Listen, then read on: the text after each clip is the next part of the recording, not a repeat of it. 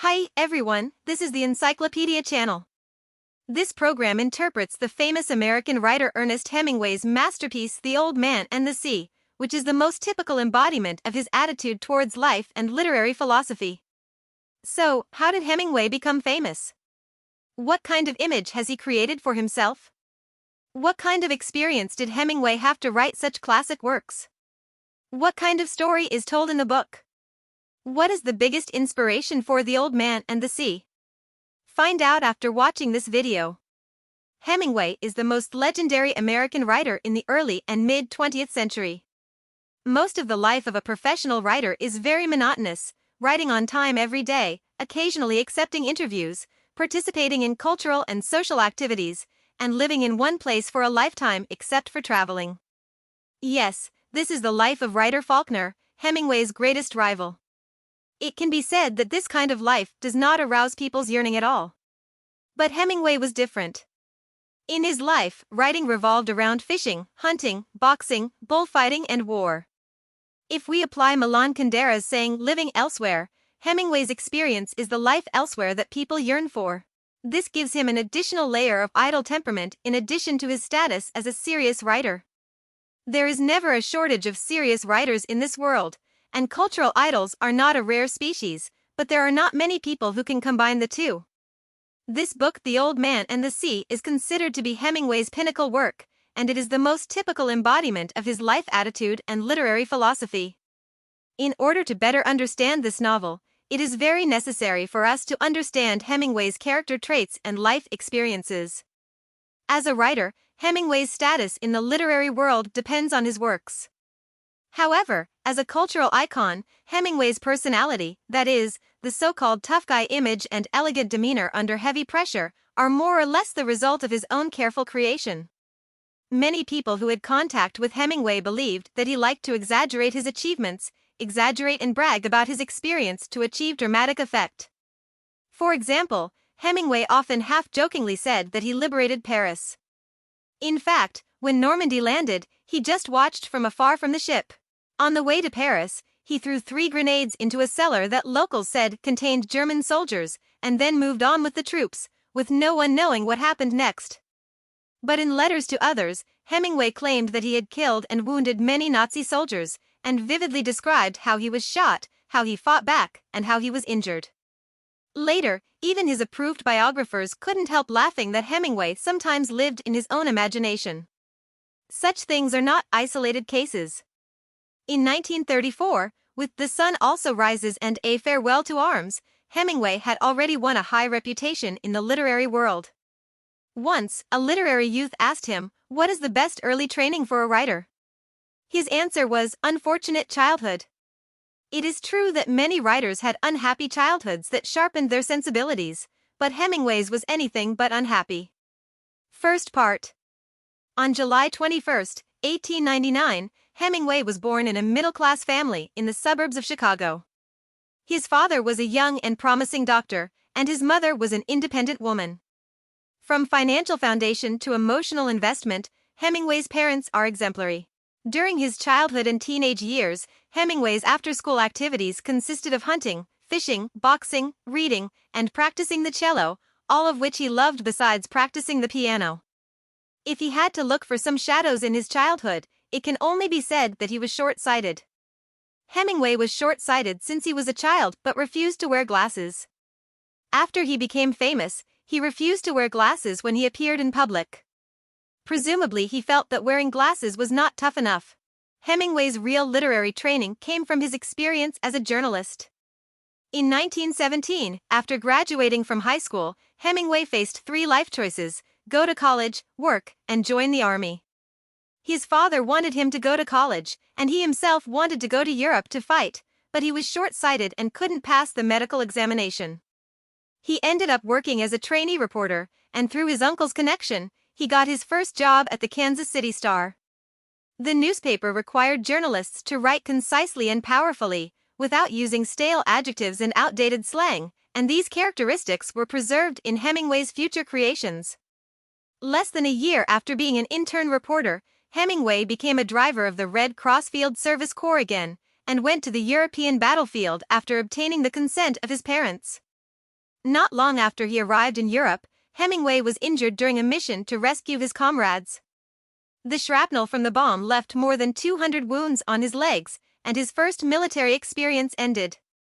Hemingway's heroic deeds on the European battlefield were reported back to the United States, and he was reported in the local Chicago newspaper, which satisfied Hemingway's vanity.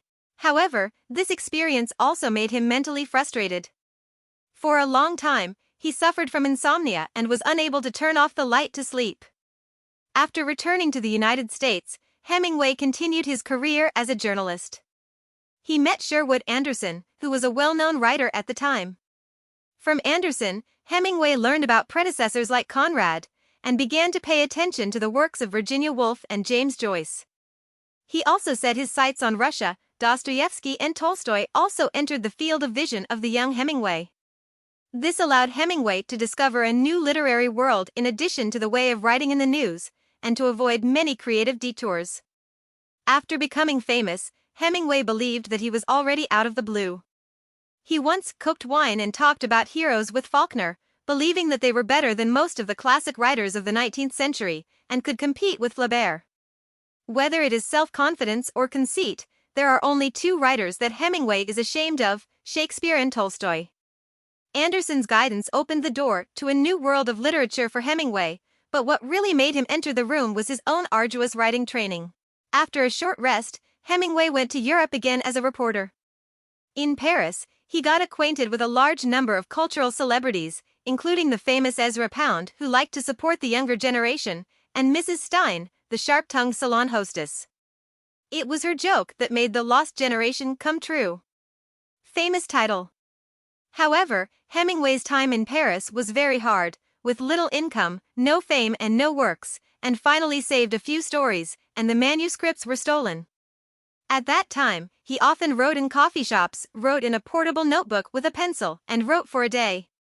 No matter how later critics and peers comment on Hemingway's works, we must admit that in Hemingway's early writing experience, we can see an artist's sincere pursuit of art and a truly serious, creative attitude. Hemingway criticized his contemporary writer Fitzgerald. He believed that Fitzgerald catered to readers for money and did not take literature seriously enough. He blamed all this on Fitzgerald's wife Zelda. Until his later years, Hemingway still believed that Zelda, who loved vanity and pursued ostentation, ruined Fitzgerald. Let's talk about Hemingway. His efforts finally ushered in the rewards. After the publication of The Sun Also Rises in 1926, he began to attract the attention of readers and critics. The novel was quite avant-garde for its time, and made many older readers feel uncomfortable. Hemingway's brother once said that his parents' experience of reading the novel was like that of a nun visiting a brothel. But it was popular among young people, and Hemingway accurately captured the mental picture of the younger generation who fought in World War I.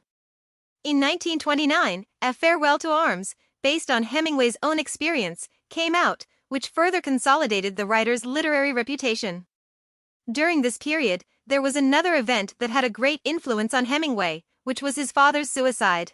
At the end of 1928, Hemingway's father shot himself at home due to his deteriorating health and investment failure. Hemingway's younger brother later recalled that Hemingway's reaction to his father's suicide was very complicated. On the one hand, his father cultivated his hobby of fishing and hunting, and he was his closest family member. He was deeply saddened by his father's death. On the other hand, he also felt that his father's suicide was irresponsible and a coward. The father's suicide also stained the family's reputation in Chicago, which is still heavily religious. Perhaps affected by this incident, after entering the 1930s, Hemingway became more and more famous. The halo above his head became brighter and brighter, and he paid more and more attention to creating a tough guy image and masculinity. We might as well regard this as a kind of psychological compensation. He wants to make up for the shame caused by his father's suicide to the family through his own behavior. Throughout the 1930s, Hemingway's most important literary achievements were short stories, such as Mountains Like White Elephants and The Snows of Kilimanjaro are all works that can rank first in the history of literature. In these works, Hemingway brought his own style to the extreme, writing concisely like a telegraph, omitting the background and a lot of blank space, and ending calmly and alienated. Later, he used the iceberg theory to summarize his writing style. the superficial meaning of the novel is like the part of the iceberg exposed to the sea, which only accounts for 1/8 of the total volume, and the deep meaning of the story is like the main body of the iceberg, hidden under the sea. These accounted for the bulk of the content to readers to discover. Compared with his critically acclaimed short stories, both his non-fiction and novels from this period can hardly be called successful. The two non-fiction works Death in the Afternoon and Green Hills of Africa take bullfighting and hunting as themes respectively, creating a public image of Hemingway as adventurous and good at hunting. Critics generally agreed, however, that Hemingway was simply repeating himself, and that he had become more bravado and hyperbole. Edmund Wilson, one of the most influential critics of the last century, believed that The Green Hills of Africa was a pompous work, and that Hemingway cared more about his public image than literature itself. Regardless of the outside reaction, the Hemingway saga continues. In 1937, he went to the Spanish battlefield and once again took up his old profession as a reporter, sending back a large number of reports from the front and participating in the shooting of documentaries. In the same year, the novel The Rich and the Poor was published, which is a transformational work of Hemingway. During this period, Hemingway's focus changed. He changed from caring about the individual to caring about the society, which was also an important reason that prompted him to join the Spanish Civil War. It was following this transformation that Hemingway wrote For Whom the Bell Tolls. The protagonist of this novel, Jordan, is different from the characters in his earlier novels. He is neither lost nor disappointed. He actively fulfills his responsibilities, putting the needs of war above personal emotions. He is a young man full of action and firm belief. This work on the theme of the Spanish Civil War restored Hemingway's damaged reputation and opened up new territories for his literary territory. Throughout the 1940s, Hemingway devoted far more energy to public events than to writing. In the past 10 years, Hemingway has shown more of his social responsibility as an intellectual, and his image of a tough guy in the public's mind has become more and more stable. The impression of the lost generation in his early years has been hard to find. However, as a writer, his performance in literary creation in the 1940s was pale, which did not match the increase in his public influence. We mentioned at the beginning that Faulkner was Hemingway's biggest rival. In 1949, the Nobel Prize in Literature was awarded to Faulkner. 2 years ago, in a speech at the University of Mississippi, Faulkner ranked contemporary American writers, putting Hemingway behind himself, saying that he had no courage to use a word that required the reader to look it up in a dictionary to get its meaning. This made Hemingway very angry. How could he lack courage as a tough guy? Later, Faulkner wrote a letter to explain that lack of courage meant that Hemingway lacked the spirit of experimentation in literary creation, and his own sorting was also a quick talk, so he couldn't take it seriously. Hemingway was very happy after receiving the letter, but the knot in his heart was not easy to untie. No, just 1 year after Faulkner won the award, Hemingway, who had been in the literary world for 10 years, published the novel Crossing the River and Into the Woods. Did he intend to compete with Faulkner? It is difficult to have a definite answer to this question. But we know that Hemingway has always had a high opinion of himself, and few contemporary writers caught his eye. Hemingway once said in a letter to a friend that as long as he is alive, Faulkner can only rely on alcoholism to maintain a good feeling after winning the Nobel Prize. If there is no The Old Man and the Sea, Hemingway's literary reputation may be lost at the end of the year. Crossing the River and Entering the Woods has been unanimously criticized by the critics. Words such as poverty, emptiness, and self-pity have been repeatedly used to describe his new work. The Colonel in the novel is neither confused nor a tough guy who is resolute and unyielding. Just a complaining, exhausted veteran. The concise style pursued by Hemingway presents its most obvious shortcoming at this time: boredom and dullness. During this period, Hemingway's physical condition also continued to decline. His blood pressure was extremely high, and his weight soared. Everything seemed to indicate that it would be difficult for Hemingway to regain his former glory, and his literature and life would inevitably decline. It was in this context that Hemingway wrote The Old Man and the Sea. In 1952, this novel was published in Life magazine and sold 5.3 million copies in just 48 hours, which shows that Hemingway's appeal is still there.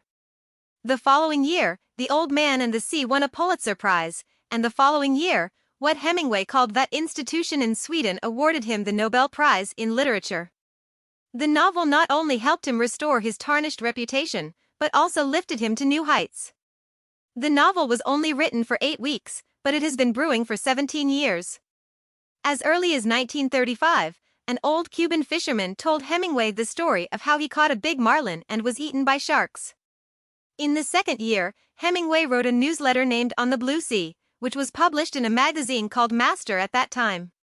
This story left a deep impression on Hemingway, and he thought about writing it into a novel one day, and then there was The Old Man and the Sea we read now. The second part. The protagonist of the novel is Santiago, an old fisherman in a fishing port near Havana, the capital of Cuba. He has not caught fish for 84 days, and he is about to break the record in 3 days, his longest time. He has not caught fish for 87 consecutive days. Fish. He used to have a little helper named Manolin. The old man taught him to fish, and he admired the old man very much, thinking that the old man was the best fisherman. After too long without a fish, Manolin's father put him on another boat. That night, Manolin came to help the old man, who returned empty-handed again, bringing him dinner and beer, and also prepared bait for him to fish for the next day. When the whole world thought that the old man had lost his glory, only Manolin still believed in him. This situation is very similar to Hemingway's state of mind at that time, but I don't know, when critics all over the world think that he can't write a good novel, who will believe him? Let's get back to the story. The next day, the old man went out to sea alone with a bottle of water and the bait that Manolin had prepared for him. The sea was calm, and before dawn, the old man put down the baits one after another, allowing them to stay accurately underwater at 40 sea fathoms, 75 sea fathoms, 100 sea fathoms, and 125 sea fathoms to increase the chances of fish taking the bait. Let me explain to you, one sea search is about 1.85 meters. Here, Hemingway tirelessly describes the distance from which the old man puts down the bait. In fact, he is implying readers that the old man's fishing skills are top-notch, and it is just bad luck that he can't catch fish for such a long time.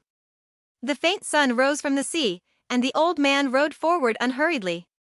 He was going to a sea area farther than usual. Then he saw a black frigate bird, and the old man knew it was after a school of fish, and he rowed toward where it was circling. There, he dropped his bait and expertly hooked a 10-pound albacore, and that was just the beginning of a big show. Right now, the sun has risen high, the coastline is gone, only the peaks on the shore can be vaguely seen, and the clouds cover the peaks like snow. The old man stared at the line and sometimes talked to himself and sometimes thought about baseball and Manolin. At this moment, the fishing rod in his hand suddenly sank into the water. The old man stretched out his hand to pull the line, and gently clamped it between the thumb and index finger of his right hand, and then pulled tentatively. He immediately understood that a big marlin had been hooked at a place 100 seas deep underwater. The old man waited patiently, and when the spare line was ready and he was sure the fish was hooked, he gave a loud shout and yanked as hard as he could to get the fish out to the surface. Nothing works. The fish swam away on its own, and it dragged the fishing boat forward slowly. From noon to evening, from evening to early morning, and from early morning to evening, for a whole day and a half, the old man and the fish had been deadlocked. The fish cannot break free from the hook of the old man, and the old man cannot pull the fish out of the sea. During this process, the old man was hungry and thirsty. He only brought a bottle of water when he went out to sea, and now he can only rely on freshly caught tuna and mahi-mahi to satisfy his hunger. The corner of his eye was injured, his left hand was cramped, and his back and the back of his hand were also torn by the fishing line, but he was never discouraged and did not bow his head. He remembered that Manolin had told him that he was an unusual old man, and he remembered that when he was young, he had an arm wrestling match with a big black man, and it took him a day and a night to win the opponent, and everyone called him the champion afterwards. At one point, the old man also fell asleep and dreamed that when he was a child, he saw a majestic lion on the beach in Africa. At night, the exhausted big marlin finally surfaced. On the other side, the same exhausted old man mustered his last courage and pulled the fish to the side of the boat. Then he lowered the line and put his foot on it and, raising the harpoon high, drove it hard with all his strength behind the fish's pectoral fin and pushed the harpoon down with all his weight. Before dying, the big fish used up his last strength to jump out of the sea, and splashed huge water when it fell. The old man won. But the fish was too big to fit in the boat, and it was the first time the old man caught such a big fish by himself, so he had to tie it to the side of the boat and start the return journey. At this time, he was already far away from the usual fishing waters, but his years of experience at sea allowed him to quickly determine the return route. Before long, things started to turn against him, and the smell of blood from the marlin attracted the sharks. More than an hour later, the first shark followed the blood trail and attacked them. It was a mako shark with a blue back and a silver belly and a smooth and handsome hide and a strong build. The old man killed it with his harpoon, and it broke the old man's harpoon and left a fresh wound on the marlin. The old man was heartbroken by the attack on the big marlin and worried about the next voyage. At this time, he read out the most well-known monologue written by Hemingway: "A man can be destroyed, but he cannot be defeated." Sure enough, swarms of sharks attacked one after another. When the old man saw the first shark, he still had an admiring attitude. He only despised and spurned the newcomers, because they were sharks that ate carrion. There have always been many interpretations of the fight between the old man and the shark. One point of view is that Hemingway compared himself to the old man Santiago, used fishing metaphors in literary creation, and compared sharks to critics in order to respond to critics' bad reviews of Crossing the River and Into the Woods. Considering Hemingway's situation at the time, such a statement cannot be regarded as groundless. In fact, as long as literature still exists, the mutual disdain chain and interest network between authors and critics will not disappear. The fight between the old man and the shark was tragic. He first used the knife, and when the knife broke, he used the short stick, and when the short stick broke, he used the oar. He was defending not only the big marlin, but also his own dignity and honor. As he said, people can be destroyed, but not defeated. Hemingway has a tough guy spirit. He likes to promote the elegant demeanor under heavy pressure, and sometimes he is even a tough guy for the sake of a tough guy, so he is ridiculed. However, the emotion of this novel is quite sincere, and the intention is higher. With extremely simple writing style, Hemingway gave the old man's behavior a tragic color that can be separated from the specific environment. Faced with the doomed fate, people can still rise up. Rebellion: this is a heroic character that has been praised since ancient Greece. In the early morning of the third day after going to sea, the old man returned to his hut and fell into a deep sleep. In the early morning, Manolin came to his hut and found the sleeping old man. The child brought him coffee. After waking up, the old man told the child the story of fishing. Obviously, the child is not only the confidant of the old man, but also the successor of the cause of the old man, or in other words, the successor of the heroic character of human beings. In the afternoon, a group of tourists came to the local area. They mistook the bone of a big marlin for a shark. On the other side of the road, the old man fell asleep again. He dreamed of a lion on the beach. This is actually an atypical Hemingway ending, because it has a strong symbolic color and emotional temperature. The lion is an image that is constantly mentioned in this novel. The old man dreams of the lion 3 times before going out to sea, during fishing, and after fishing. It symbolizes hope, courage, and strength. Therefore, even though the old man is in old age, no one understands him except Manolin, and the fish he catches are mistaken for sharks. As long as he can still dream of lions, his strength and courage will not fade. This is very different from the calm and detached ending that Hemingway usually adopts. The third part. The plot of the novel is very simple, but there are many debates about the symbolic meaning of the novel. Although Hemingway himself declared that an old man is an old man, the sea is the sea, and the fish is the fish, there is no symbolic meaning, but sometimes, the simpler things are, the more meaningful they are. In addition to reading tragedy of fate and creation metaphors in novels, people also try to discover the religious meaning behind the text. The first thing that attracts attention is the number 87, which is the record for the number of days the old man has not caught fish in a row, and it is mentioned many times in the novel. According to Christian legend, Jesus experienced the devil's trial in the wilderness for 40 days. On this basis, the Lent period was also 40 days, plus the 7 days of the Holy Week before Easter, exactly 87 days. Sky. The old man's two experiences of not being able to catch fish for 87 consecutive days imply that human beings are in the process of repeated and cyclical suffering. Tried and tortured, but he is the ultimate victor. In addition, 3 days is also the time it took Jesus from his crucifixion to his resurrection. In his Nobel speech, Hemingway once said that writing is a lonely career. A good writer should always try something that has never been done or that others have not done. Every book should be his continuation, a starting point for exploring those unreached territories.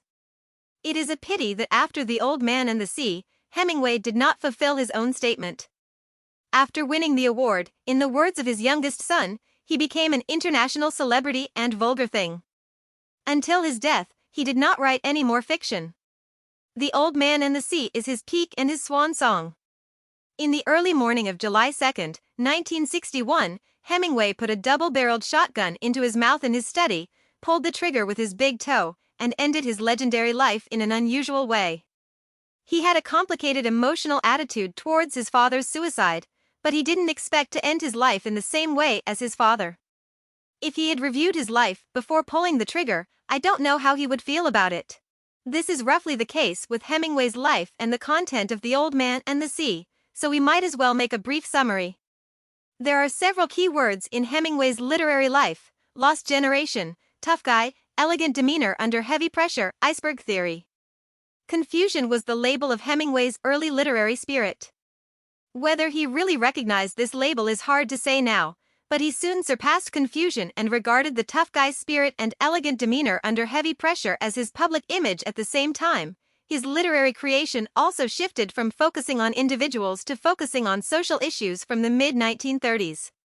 The Old Man and the Sea is considered to be Hemingway's pinnacle work, and it is the most typical embodiment of his life attitude and literary philosophy.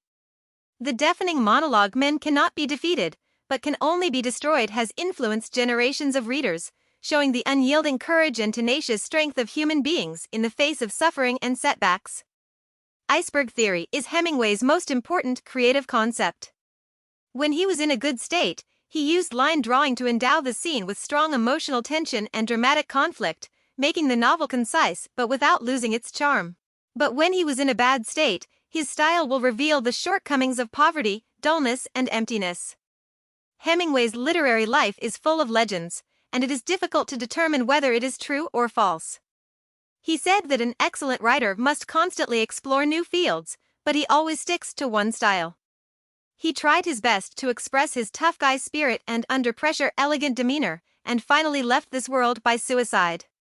Faulkner once had a saying, "Let's call it brilliant failure theory." He believed that there is a perfect state of writing, which is impossible for any writer to achieve, but whoever tries harder and tries more thoroughly will fail more. Brilliant. In his view, Hemingway had failed, and failed not brilliantly enough. Of course, this is just the words of Faulkner's family. Perhaps we can say that throughout Hemingway's life, there are countless successes. Even some of his controversial failures are stylized and have aesthetic value. He not only pushes a literary style to the extreme, but also demonstrates the strength of human spirit and will through his life and literature. Now, let's review the key points of this episode. 1. Hemingway was considered to be the spokesperson of the lost generation in the early days, but later he turned to the image of a tough guy. He liked to describe hunting, bullfighting, fishing, and other themes in his works. 2. After the mid to late 1930s, Hemingway began to pay attention to social issues. Throughout the 1940s, he devoted himself more to social and public events, showing his sense of social responsibility and sense of responsibility as an intellectual. 3. The Old Man and the Sea is Hemingway's last novel, and it is also considered his pinnacle. 4. Iceberg theory is Hemingway's most important creative principle, which often manifests itself in telegraph-like writing, background omissions, dialogues full of blank spaces, and calm, restrained, and emotionless endings. These characteristics are especially prominently reflected in The Old Man and the Sea and other short stories. This is the end of this episode of the show. What do you think about it differently? Welcome to leave a message to discuss with everyone. Hey, if you like our channel, please subscribe us. Haha, remember to like it.